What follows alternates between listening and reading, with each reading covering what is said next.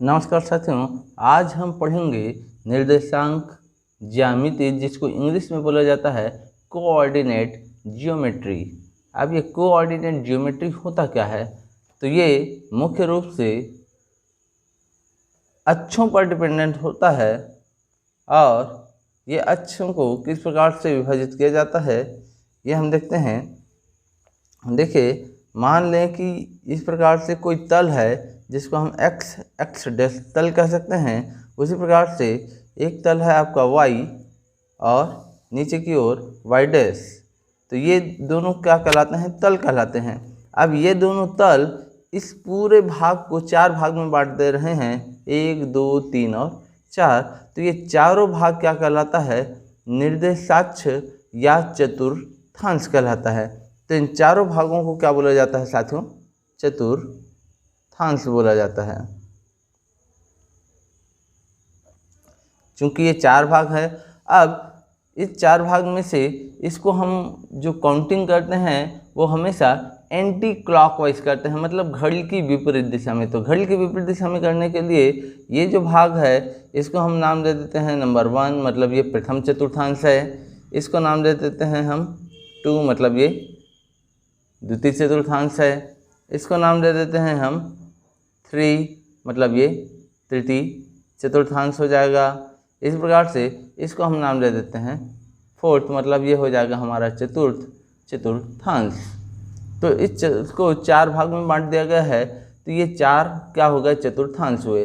अब ये जो एक्स डैश है, इस अक्ष को भुज भी बोला जाता है। इस अक्ष को क्या बोलते हैं? भुज। उसी प्रकार से ये जो y और y डैश अक्ष है इसको कोटि भी बोला जाता है। अधिकांशतः क्वेश्चन जब आता है एग्जाम में तो ये एक सवालिया प्रश्न हो जाता है कि भुज किसको बोलते हैं, कोटि किसको कहते हैं। तो याद रखिएगा, जो y अक्ष है वो क्या कहलाता है? कोटि, और जो x अक्ष है वो क्या कहलाता है? भुज। इसके बाद आते हैं, इसमें यदि कोई पॉइंट हो तो उस पॉइंट को हम कैसे शो करते हैं? तो या सबसे पहले इसका कहलाता है मूल बिंदु। इसको हम नाम दे देते हैं इधर इस प्रकार से, ये क्या है? मूल बिंदु। और हमेशा जो मूल बिंदु है उसके जो निर्देशांक होते हैं वो क्या होता है? इस पॉइंट पर x वाला जो है वो भी 0 है और y भी किस में है? 0 पर है। तो यहाँ इस पॉइंट पे x और y दोनों 0 है। अब यदि हमको देखना हो कि कोई पॉइंट कहाँ पर रखा जाए तो सबसे पहले आपको देखना है x अक्ष, उसके बाद देखना है y अक्ष। मान लें कि यदि कोई बिंदु आपको शो करना है, मान लीजिए यहाँ पर हम एक बिंदु ले लेते हैं। बिंदु कोई A है जिसको नाम दे दिया जाए 7 और 6। 7 6 यदि कोई दो बिंदु हो तो 7 और 6 ये जो कोऑर्डिनेट हमारा है उसमें ये हम 7 और 6 को कहाँ पर शो करेंगे? तो हम देखेंगे, सबसे पहला ये ध्यान में रखना है साथियों कि जो पहला वाला पॉइंट है वो x अक्ष में होना चाहिए। तो ये हमारा x अक्ष है। इस x अक्ष में कौन सा पॉइंट रहेगा? 7। और जो सेकंड वाला पॉइंट है 6, वो किस में रहेगा? y एक्सिस में। तो y एक्सिस आपका ये है, यहाँ 6 है।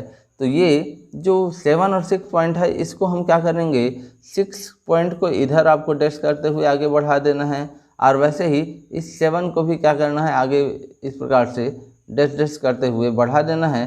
तो जहाँ पर ये दोनों लाइन एक दूसरे को इंटरसेक्ट करेंगे वो पॉइंट जो है वो होगा A, जिसका निर्देशांक हो जाएगा 7 6।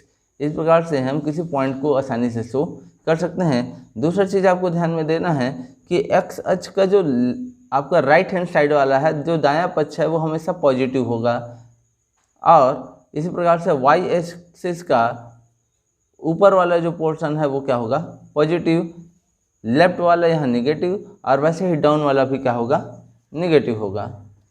तो साथियों, निर्देशांक को अच्छे से ध्यान से देखना है कि इधर हमने पूरा पॉजिटिव लिया है, इधर भी पॉजिटिव, इधर आपका क्या है? नेगेटिव है, और इससे ही नीचे नेगेटिव है। तब ये पूर्ण रूप से निर्देशांक हो जाएगा। अब हमने जिस प्रकार से देखा यहाँ पर 7 और 6 को कहाँ पर शो करना है, उसी प्रकार से यदि कोई पॉइंट्स आपका यहाँ पर हम दूसरा पॉइंट ले लें B और इसका जो निर्देशांक हो, कोऑर्डिनेट हो, वो मान लेते हैं 3 और -2 हो, तो साथियों 3 वाला जो पॉइंट है वो x एक्सिस में होगा और -2 कहाँ होगा, y में। तो यहाँ पर देखेंगे 3 वाला जो पॉइंट है वो यहाँ पर है और -2 कहाँ पे है, यहाँ पे होगा। तो इस -2 को यदि हम इधर लेके जाएं और इधर से 3 को इधर लेके आएँ, तो जहाँ पर ये एक दूसरे को इंटरसेक्ट करेगा वो जो पॉइंट होगा वही पॉइंट आपका क्या कहलाएगा, उस पॉइंट के निर्देशांक। और इसको यदि हम B नाम देते हैं तो इस B के निर्देशांक हो जाएंगे 3 - 2। इस प्रकार से हो जाएगा। तो साथियों ये तो हुआ आपका निर्देशांक। और किसी पॉइंट को किस प्रकार से हम शो कर सकते हैं, ये हुआ। अब यदि हमको दो बिंदुओं के बीच की दूरी लेना है, मान लें कि एक बिंदु जैसे कि ये और दूसरा बिंदु ये है, तो इन दोनों के बीच की यदि हमको दूरी चाहिए, तो दूरी के लिए सूत्र आपका एकदम सिंपल है। यहाँ पर यदि हम बताएं तो सूत्र क्या होता है, दो बिंदुओं के बीच की दूरी, दो बिंदुओं के बीच की दूरी, इसका जो सूत्र होता है वो क्या होता है, ए बी। जब दूरी बोलेंगे तो हम ए और बी को बीच की ले रहे हैं, इसलिए ए बी लिखेंगे। और यहाँ पर करना होता क्या है, बी माइनस ए, मतलब बाद वाले से आपको पहले वाले को घटाना होता है। और बाद वाले से पहले वाले को घटाने के लिए आपको ज़्यादा कुछ नहीं करना है। सबसे पहले ये जो ए की निर्देशांक है इसको हम मान लेंगे x1 और इसको हम नाम दे देंगे y1 और यहाँ पर हो जाएगा आपका कॉमा। इस प्रकार से ये जो दूसरा निर्देशांक है इसको नाम दे देंगे x2 और इसको नाम दे देंगे y2। तो हमारा यहाँ निर्देशांक पता चल गया। x1 बराबर जो पॉइंट है कितना है, 7 है। y1 बराबर आपका कितना है, 6 है। इसी प्रकार से x2 का वैल्यू आपका कितना हो जाएगा, 3, और y2 का वैल्यू कितना हो जाएगा, -2। तो इन वैल्यूज़ को रखेंगे और आपको इसके लिए एक सिंपल सा फार्मूला होता है ए बी।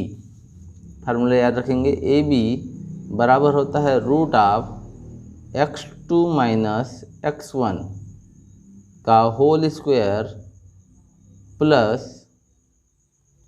y2 - y1 इसका भी होल स्क्वायर। ये सूत्र है, एकदम सिंपल सूत्र है।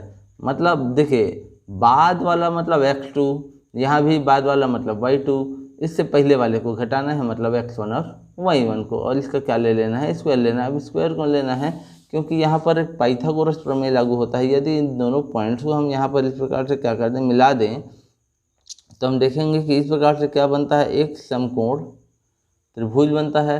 और समकोण त्रिभुज में ये ए बी क्या कहलाता है, कर्ण कहलाता है। तो कर्ण का वर्ग बराबर होता है लंब का वर्ग प्लस आधार का वर्ग।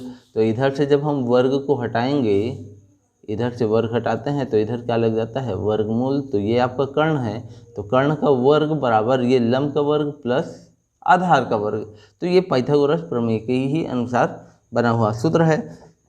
अब जब ये मिल जाएगा तो आपको सीधा सीधा वैल्यू पुट करके दो बिंदुओं के बीच की दूरी निकाल लेना है। तो ए बी यदि आपको निकालना है तो हमको क्या करना है, x2 का वैल्यू रख देना है कितना, 3, माइनस में x1 का वैल्यू रख देना है मतलब 7, इसका स्क्वायर कर देना है, प्लस में y2 का वैल्यू लेना है। तो y2 का वैल्यू आपका कितना है, -2, माइनस y1 का वैल्यू कितना है, 6, इसका भी स्क्वायर।